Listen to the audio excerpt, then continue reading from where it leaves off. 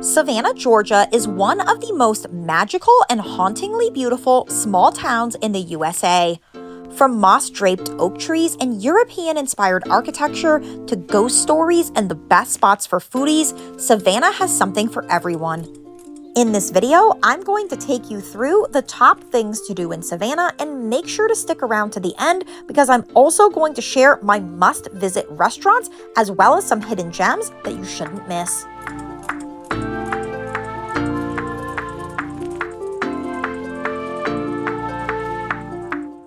First up, Forsyth Park. This is the most iconic and picture-perfect spot in Savannah and feels like stepping into a postcard.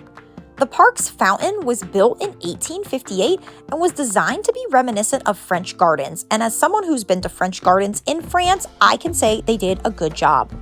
If you're looking for an incredible hidden gem in Savannah, make sure to visit the Garden of Fragrance while you are in the park.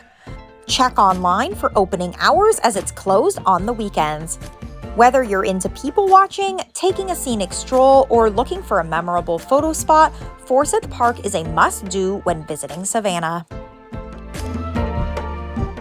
Next up is the Mercer Williams House, which is famous for its stunning architecture and juicy history. It is also the setting for both the book and the movie Midnight in the Garden of Good and Evil. Now, no photos or videos are allowed inside, so you'll just have to visit and tour it yourself if you want to explore the interior. The Mercer Williams House is a mix of elegance and eerie vibes, as well as a fascinating history, which makes it perfect for history buffs and true crime fans alike. Third, we have take a trolley tour of the city. Hop-on, hop-off bus tours of Savannah are a very popular way to see the city and get a lay of the land. This tour lets you discover Savannah at your own pace with convenient stops at many of the top attractions I'm sharing in this video. The best part? You will get a live narration from local guides to learn the fascinating stories and history in the area. Trolleys run frequently, so you can get on and off without waiting too long. Now, if you like the idea of the trolley, but you're looking for a free way to get around Savannah, I highly recommend the DOT transport system, which allows you to get around at no cost. This is a completely free service and takes you throughout historic Savannah. Up next, we have Tybee Island, which is Savannah's very own beach escape. Located just 20 minutes from downtown, Tybee Island is the perfect spot to unwind by the ocean. I highly recommend visiting the historic Tybee Island Lighthouse, which is the oldest and tallest lighthouse in Georgia and also a museum. Now, if you're looking for the beach, head to Tybee Pier for some great views. Tybee Island is all about the laid-back vibes and natural beauty, making it the perfect short day trip from Savannah.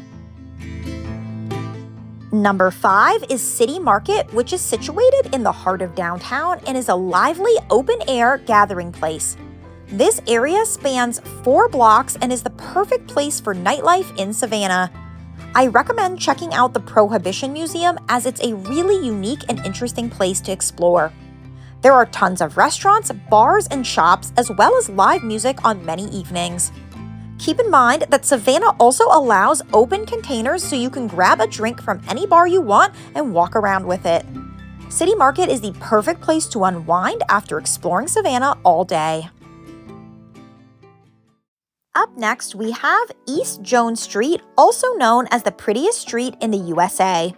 I love taking a relaxing stroll down Jones Street and seeing the historic homes, cobblestone streets, gas lanterns, and massive oak trees dripping with Spanish moss. My favorite part is always picking out my dream historic home and imagining living here. If you want to marvel at the beautiful architecture and old homes, put Jones Street on your list and stick around through this video where I'm going to share another similar street that you must visit that's just as pretty but that nobody talks about.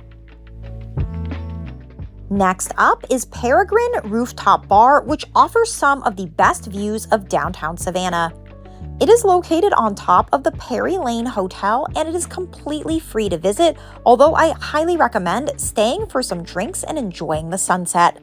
The rooftop bars are one of my favorite things to do in Savannah, and this is home to the best views in the city. Number 8, we have Wormsloe Historic Site. This one is a bit out of the city, but it's totally worth the 20-minute drive to see one of the most epic tree tunnels in the world, and I have seen many amazing tree tunnels in my travels. Nothing compares to this. The property features an avenue of live oaks draped in Spanish moss that's over a mile long, making it an incredible place for photos. There's also a large visitor center as well as museums and other historic sites to enjoy during your visit. Up next, we have Broughton Street. This is the heart and soul of downtown Savannah and where you can find a ton of incredible restaurants. I will go through some of my favorites that you can't miss a bit further into this video. Broughton Street is a lively strip where historic charm meets modern flair, and you can find a mix of local boutiques and big-name stores. One of my favorite places is the Paris Market. It is so cute and it even has a little cafe inside. Like City Market, Broughton Street is another great place for nightlife in Savannah. Explore the shops by day and enjoy a delicious meal at night along one of the busiest streets in the city. Number 10 is Lafayette Square, which is the perfect example of European city planning. This is one of the 23 squares in Savannah designed with English city planning principles. Yes, it is named after the Marquis de Lafayette, like the guy who helped George Washington in the Revolutionary War. It is also one of the few squares in Savannah with a fountain, which makes it super unique. While you're here, you will want to check out the Hamilton Turner Inn, which was the first house in Savannah to get electricity. Next up is the Cathedral Basilica of St. John the Baptist. Now, this church is located right along Lafayette Square, so I recommend visiting them both at the same time. This gorgeous Gothic-style cathedral feels like something straight out of Europe. Make sure to go inside to see the soaring ceilings, colorful stained glass windows, and incredible artwork. Keep in mind, this is a place of worship, so please be respectful when visiting. This is easily the prettiest church in Savannah and is totally worth combining with your stroll around Lafayette Square. Number 12, we have River Street, which is the northernmost part of the historic district. It has such a unique feel with cobblestone streets lined with shops and restaurants on one side and the river on the other side. If you're lucky, you will get to see a cargo ship go by. They are absolutely massive. One of the main ways to get to River Street is to walk down some of the many historical steps. Now, these steps are very steep, so always proceed at your own risk and go up and down them with caution. I love heading to River Street Sweets for some goodies and especially their famous pralines. Finally, you can go for a ride on the Savannah Riverboat up and down the river. This is such a unique part of the city and a must visit on any itinerary. Up next, we have Go on a Ghost Tour. Savannah isn't just charming, it's also one of the most haunted cities in America. There are many types of ghost tours in Savannah, including haunted trolley tours. The haunted trolley tour that I did included going into a historic home at night, which was really spooky and super unique. There are also haunted walking tours that take you through the squares and streets of Savannah. And my favorite, you can even go on a ghost tour in a hearse. This is a great way to end the evening and learn some haunted Savannah history. Number 14 is Explore Gaston Street. Remember when I said I had another street that rivaled East Jones Street? This is it. Gaston Street runs along the north end of Forsyth Park and is home to some truly incredible historic homes.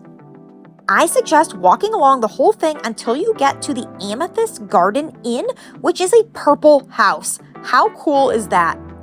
Along the way, you will pass impressive architecture, stunning gas lamps, and ivy-draped homes. I think that Gaston Street is a huge hidden gem in Savannah, and I highly recommend putting it on your list. Next up is the Plant Riverside District. This is the newest district in Savannah, and it is beyond incredible.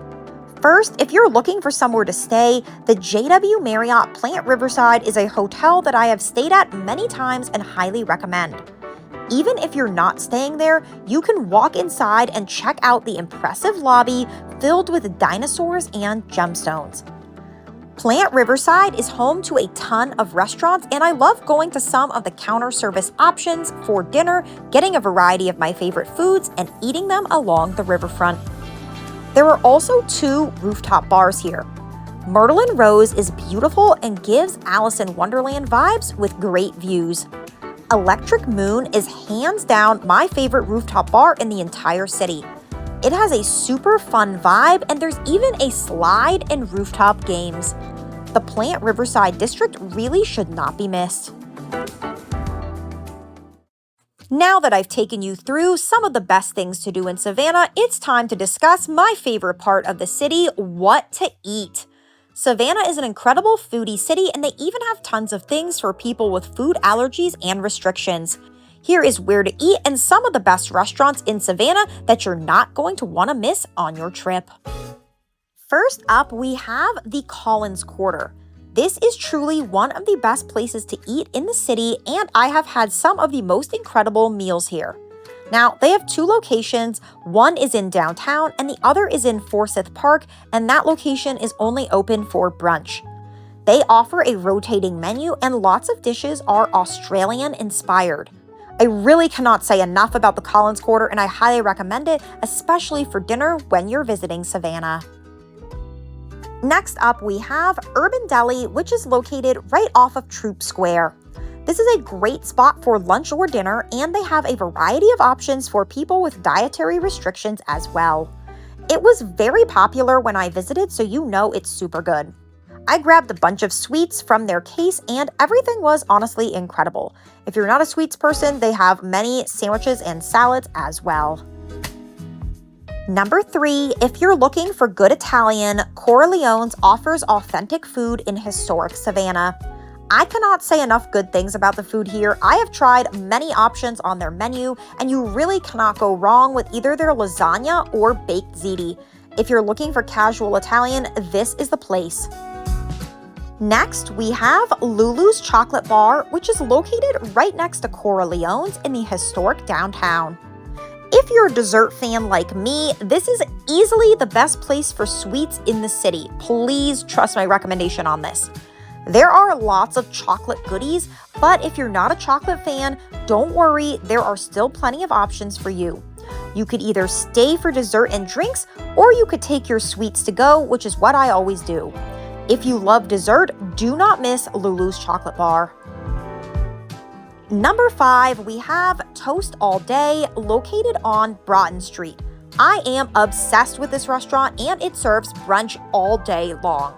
If you don't want breakfast food, don't worry, the menu is large and there are a variety of options.